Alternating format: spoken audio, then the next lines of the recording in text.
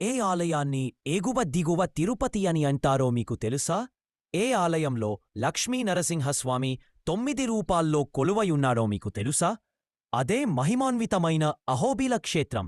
స్థల పురాణాల ప్రకారం హిరణ్యకశిపుడు అనే రాక్షసరాజు పగలు రాత్రి ఇంటా బయట దేవతలు మానవులు ఇలా ఎవరివల్ల ఏ విధంగానూ మరణం లేకుండా వరం పొందాడు.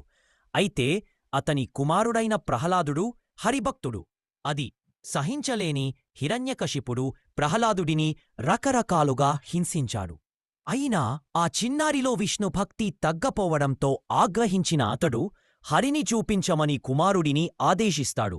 అక్కడున్న స్తంభంలోనూ స్వామి ఉన్నాడని ప్రహ్లాదుడు చెప్పడంతో దాన్ని బద్దలు కొట్టాడు. అప్పుడు ఆ స్తంభాన్ని చీలుకుంటూ శ్రీమన్నారాయణుడు ఉగ్రనరసింహస్వామిగా భయంకరమైన రూపంతో బయటకు వచ్చి రాక్షసరాజును గడపమీద సంహరించి ప్రహ్లాదుడిని అనుగ్రహించాడని ఆ తర్వాత ఇక్కడే ఒక గుహలో కొలువదీరాడని పురాణగాథ.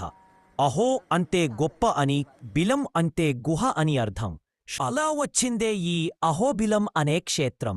ఉగ్రనరసింహుడు 9 రూపాల్లో దర్శనమిచ్చే నవనారసింహ క్షేత్రం దట్టమైన అడవుల మధ్యలో ఉంటుంది.